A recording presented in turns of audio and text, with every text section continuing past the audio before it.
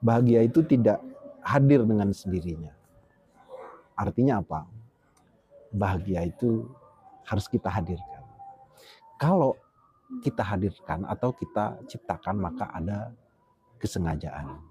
Nah, runutan dari kenapa kita harus menyengaja, secara otomatis kita harus tahu bagaimana kehadiran bahagia itu. Nah, dalam hal ini saudara-saudara, antara bahagia dan senang tentu berbeda ya. Mungkin salah satu bentuk ekspresi kebahagiaan itu, salah satunya adalah tampak dengan ekspresi senang karena bahagia itu tadi. Tapi bukan berarti senang itu bahagia. Bahagia itu bisa saja segala sesuatu atau kita punya capaian apa bisa membahagiakan. Sebesar apa harapan kita dan harapan itu tercapai. Kalau tanpa syukur itu tidak mungkin kita berada pada titik kebahagiaan. Kalau tidak syukur, berarti intinya apa? Intinya hadirnya bahagia itu adalah karena adanya syukur. Maka ketika kebahagiaan itu harus kita ciptakan, harus kita hadirkan. Artinya bagaimana proses atau langkah-langkah lampauan apa yang supaya kita berada pada titik syukur itu tadi. Kalau kita ngomong bahwa kunci kebahagiaan ada pada titik syukur, artinya bisa saja yang kita harapkan itu tidak terjadi, tapi kita bahagia kalau kita mampu bersyukur. Assalamualaikum warahmatullahi wabarakatuh. Saudara-saudara sekalian, nah saya mencoba ini bertestimoni atau berpendapat atau berbicara atau mendengungkan tafsir-tafsir ya, sesuai dengan apa yang saya alami, sesuai dengan apa yang saya pikirkan, yaitu tentang kebahagiaan. Kebahagiaan yang berasal dari kata bahagia tentu bukan sekedar akhir-akhir ini. Sejak lama, sejak kapanpun sering dibicarakan tentang bahagia. Cuman perlu kita sadar bersama ini saudara-saudara. Artinya kalau saya mengatakan perlu kita sadar bersama, bukan berarti saya mengajarkan pada kalian, bukan berarti saya menggurui kalian, karena saya anggap semuanya sama-sama tahu, yaitu mari kita sadari bersama. Nah, bahagia itu dalam hal ini apa yang saya pikirkan, apa yang saya rasakan selama ini. Bahagia itu tidak hadir dengan sendirinya. Artinya apa? Bahagia itu harus kita hadirkan. Secara otomatis begini, kalau mau berbicara tentang, kita sepakat dulu ini ya, bersepakat apa enggak ini kita, bahwa bahagia itu tidak hadir dengan sendirinya atau tidak tiba-tiba, tapi kebahagiaan itu harus kita ciptakan atau kita hadirkan. Kalau kita hadirkan atau kita ciptakan, maka ada kesengajaan. Nah, runutan dari kenapa kita harus menyengaja, secara otomatis kita harus tahu bagaimana kehadiran bahagia itu. Nah, dalam hal ini saudara-saudara, antara bahagia dan senang tentu berbeda ya. Mungkin salah satu bentuk ekspresi kebahagiaan itu, salah satunya adalah tampak dengan ekspresi senang karena bahagia itu tadi. Tapi bukan berarti senang itu bahagia. Kenapa demikian? Secara bahasa saja bersenang-senang itu kan, atau berbahagia-bahagia itu kan berbeda. Nah, ada tahapan-tahapan tertentu atau ada kesadaran tertentu yang harus kita lampaui. Bahagia itu bisa saja segala sesuatu atau kita punya capaian apa bisa membahagiakan. Kenapa? Capaian tertentu, apa yang kita cita-citakan atau apa yang kita pikirkan, apa yang kita dambakan, apa yang kita harapkan terus tercapai, bisa itu bahagia, membahagiakan karena cita-cita kita tercapai atau yang kita harapkan tercapai, bisa saja seperti itu. Tapi yang paling mendasari di sini, pada cita-cita yang atau harapan yang tercapai itu sebenarnya kuncinya adalah syukur. Oke, kalau kita ngomong syukur, artinya apa? Kita punya harapan apa? Sebesar apa harapan kita, dan harapan itu tercapai. Kalau tanpa syukur, itu tidak mungkin kita berada pada titik kebahagiaan. Kalau tidak syukur, berarti intinya apa? Intinya hadirnya bahagia itu adalah karena adanya syukur. Maka ketika kebahagiaan itu harus kita ciptakan, harus kita hadirkan. Artinya bagaimana proses atau langkah-langkah lampauan apa yang supaya kita berada pada titik syukur itu tadi. Kalau kita ngomong bahwa kunci kebahagiaan ada pada titik syukur, artinya bisa saja yang kita harapkan itu tidak terjadi, tapi kita bahagia kalau kita mampu bersyukur. Oke. Berarti posisinya, letaknya itu bukan karena ketercapaian saja yang membahagiakan kita. Jadi pada kata syukur, pada situasi syukur, pada titik syukur itu yang membuat kita bahagia. Oke, mari kita mencoba membahas ini. Syukur itu yang bagaimana? Syukur itu sering kita dengungkan. Bersyukur saja. Salah satu indikasi bersyukur itu mengucapkan kalimat-kalimat mengucapkan kata yang mengandung arti terima kasih, atau kalau di Islam itu alhamdulillah. Itu sebenarnya syukur bukan di situ. Itu cuma metode supaya kita terbiasa bersyukur. Nah, saya mencoba tahapan yang ini. Siapa yang bisa bersyukur? Dia yang bisa mampu berterima terhadap kenyataan yang ada. Itu nanti akan ketemu dengan rasa syukur. Berterima itu apa kata lainnya? Yaitu ikhlas. Saya mencoba mengulik dari konteks meditasi. Kalau kita akan menelusuri atau melampaui, menjalankan langkah-langkah supaya pada kata titik syukur, yang pertama kali itu adalah ilmu dan pengetahuan, seperti yang pernah saya ungkapkan juga di video-video yang lain. Kenapa ilmu dan pengetahuan? Karena ilmu itu cahaya. Al ilmu nurun, katanya gitu ya. Ilmu itu cahaya. Jadi ilmu dan pengetahuan. Kalau kita tidak punya keilmuan, pada tahapan berikutnya mesti mengalami kendala. Contohnya begitu. Contohnya ya, ketika kita punya ilmu dan pengetahuan, punya ilmu yang banyak, punya pengetahuan yang banyak, maka selanjutnya kita akan kita diberi kemampuan memiliki pemahaman secara menyeluruh, pemahaman holistik. Artinya pemahaman secara menyeluruh, pemahaman secara holistik itu seperti yang pernah saya ungkapkan di video yang lain. Kita punya sekian alat ukur pada satu objek. Kita bisa melihat dari berbagai sudut pandang terhadap satu objek. Karena kita punya pemahaman menyeluruh yang disebabkan oleh ilmu dan pengetahuan itu tadi. Nah, kalau tidak punya ilmu dan pengetahuan, maka di sini kita tidak akan mampu memiliki kapasitas yang kita akan jadikan alat ukur. Sehingga ada dampak negatif kalau kita tidak punya banyak alat ukur. Dalam peristiwa keseharian kita menghadapi banyak hal. Terhadap banyak hal itu, kalau kita tidak punya, misalnya kita cuma punya satu alat ukur, atau satu sudut pandang saja pada banyak kejadian, mesti itu tidak bijak, saudara-saudara. Kenapa? Ya secara otomatis pada peristiwa yang berbeda, contohnya misalnya kita pada teman kita atau pada orang lain yang berbeda-beda, kita alat ukurnya satu. Maka terkesan subjektivitas kita itu menjadi tidak bijak karena cuma alat ukurnya satu. Contoh misalnya kesadaran kita penerjemahan tentang rezeki misalnya.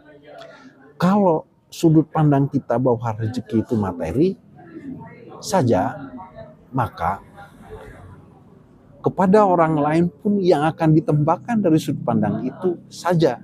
Sehingga tidak akan pernah bijak, seolah-olah orang lain yang tidak punya materi, tidak punya capaian materi yang banyak itu seolah-olah tidak dapat rezeki. Nah, kalau kita punya pemahaman, punya kesadaran bahwa rezeki itu tidak hanya materi saja, ternyata teman itu juga rezeki, ternyata kita punya aktivitas keseharian itu rezeki, ternyata kesehatan itu rezeki, dan yang lain itu rezeki, karena kita punya sekian alat ukur, maka kita akan menjadi bijak. Nah, saudara-saudara, pemahaman holistik selanjutnya itu akan memantik, akan dengan sendiri kita akan bertemu dengan kesadaran penuh. Nah, ini yang saya maksud bahwa saya melihat dari sudut pandang meditasi, karena hakikat meditasi itu adalah kesadaran penuh. Nah, runutannya ilmu pengetahuan, pemahaman menyeluruh, sehingga kita punya sekian alat ukur, punya sekian sudut pandang terhadap satu objek, maka kita akan lebih bijak. Dan disinilah kita akan secara otomatis kita punya kesadaran penuh melihat sesuatu ini. Maka tidak mudah memvonis, karena kita memiliki sudut pandang yang lain, kita punya kesadaran yang lain. Kalau kita tidak punya kesadaran penuh, maka kita akan melihat apa saja itu tidak akan mampu melihat, misalnya kita ke orang lain ya, tidak akan mampu melihat orang lain, melihat kelebihannya. Kenapa? Karena kita tidak punya kesadaran penuh, sehingga punya kecenderungan karena cuma punya sekian alat ukur, punya sedikit alat ukur, kadang melihat orang lain itu cuma kelemahan-kelemahannya saja. Ya itu saudara-saudara. Nah, kesadaran penuh, ketika sudah punya kesadaran penuh seperti ini, melihat, maka kita akan tambah bijak. Nah, disinilah secara otomatis kita akan ketemu dengan yang namanya ikhlas. Ikhlas itu berterima kayak tadi itu saudara-saudara. Jadi kalau tidak punya kesadaran penuh, maka kita tidak akan bertemu dengan yang namanya ikhlas. Kalau kita berkata ikhlaskan saja, itu metode. Atau kita mencoba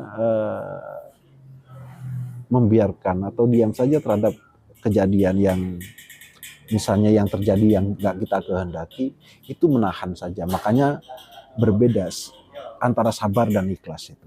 Sabar itu bagian dari metode untuk menuju ikhlas. Siapa yang sabar mampu melampaui menghadapi sesuatu yang nggak kita kehendaki secara sabar, berarti kita akan ketemu dengan ikhlas. Itu saudara-saudara. Nah, selanjutnya kalau sudah melampaui tahapan itu, ketika kita ketemu dengan apa yang namanya ikhlas, secara otomatis kita akan ketemu dengan yang namanya syukur. Oke. Nah, disinilah kebahagiaan itu ada. Kebahagiaan itu. Maka kita menciptakan kebahagiaan itu harus melampaui ilmu pengetahuan, pemahaman menyeluruh, kesadaran penuh itu tadi, sehingga kita akan ketemu, kita akan mampu menciptakan kebahagiaan karena sampai pada titik syukur itu. Syukur itu adalah keterbukaan. Syukur itu adalah ketemu dengan identik, ketemu dengan bersamaan dengan cahaya, nur yang mencahayai. Jadi memberi pencerahan istilahnya terhadap peristiwa yang kita hadapi, termasuk yang sesuai dengan yang kita harapkan atau tidak sesuai dengan kata kita harapkan.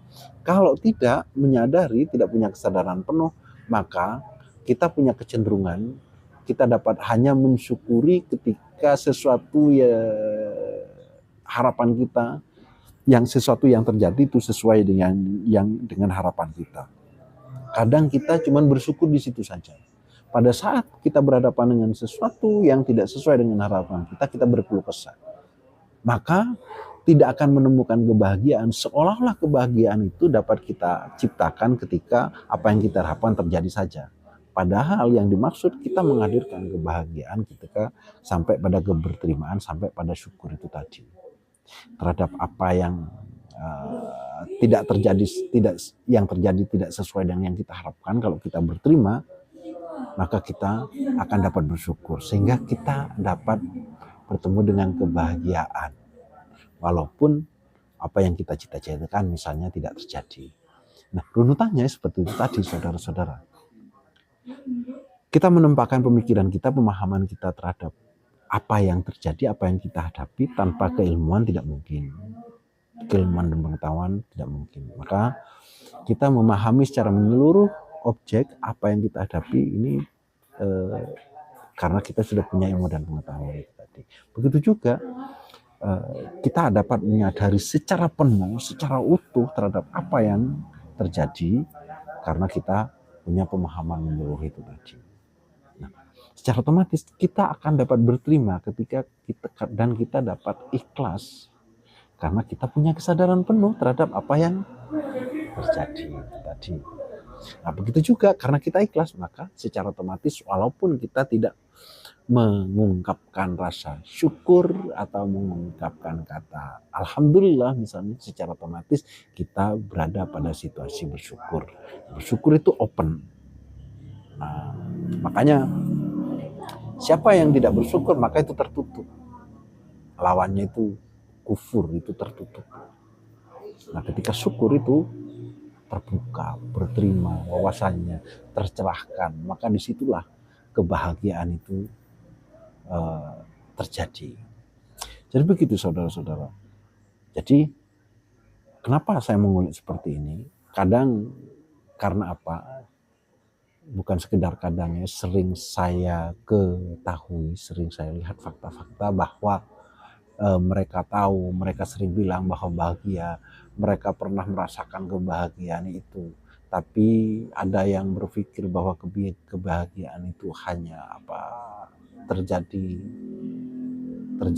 dengan sendirinya. Tidak. Nah, karena kita manusia yang hidup, maka sebagaimana kita ketahui bahwa manusia yang hidup itu harus waspada, harus punya strategi bagaimana kita untuk melangsungkan hidup kita dalam konteks survival ini. Nah, secara otomatis titik kebahagiaan itu harus kita ciptakan. Jadi itu saudara intinya. Kebahagiaan itu adanya kebahagiaan itu harus kita ciptakan. Nah, misalnya kebahagiaan dalam keluarga, maka harus saling menyadari, saling memahami, ya harus kita ciptakan bersama. Nggak mungkin kalau misalnya kita dengan keluarga kita sendiri yang cuma punya kesadaran untuk menuju ke sana atau untuk bersyukur, kalau yang lain tidak mampu memahami itu, tidak mau bersyukur, tidak tercipta itu. Maka harus bersama-sama ketika kaitannya kebahagiaan itu harus dicapai secara kolektif misalnya di dalam keluarga, maka semua yang ada di keluarga itu harus punya kesadaran ke sana, harus punya kesadaran untuk bersyukur terhadap apa yang kita hadapi. Nah, ingat saudara, bersyukur itu tadi, titik syukur itu tadi prosesnya adalah dengan lambauan-lambauan yang tadi itu ya.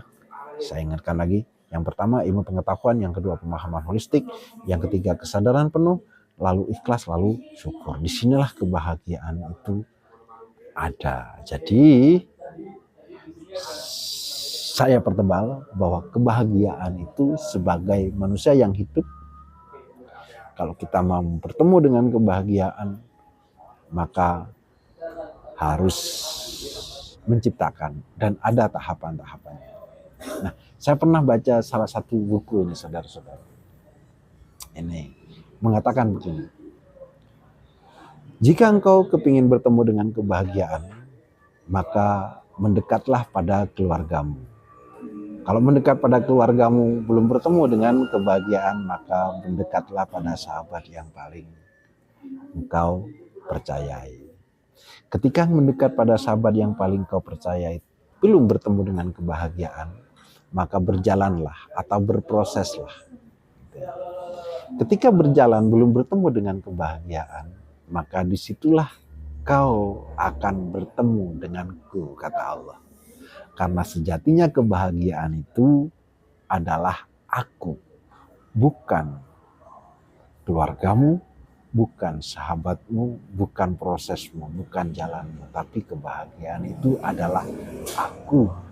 Nah, untuk bertemu dengan aku ini harus pada titik syukur itu tadi di atas keikhlasan. Jadi bersama dengan cahayanya. Itu dasarnya adalah Allahu Nurun. Mohon maaf ya saudara-saudara. Saya tidak bermaksud untuk menggurui, saya cuman berbagi, saling mereview, saling menyadari begitu saja. Supaya apa? Ya, supaya kita menjalankan kehidupan ini bisa dengan bahagia saja. Terima kasih. Wassalamualaikum warahmatullahi wabarakatuh.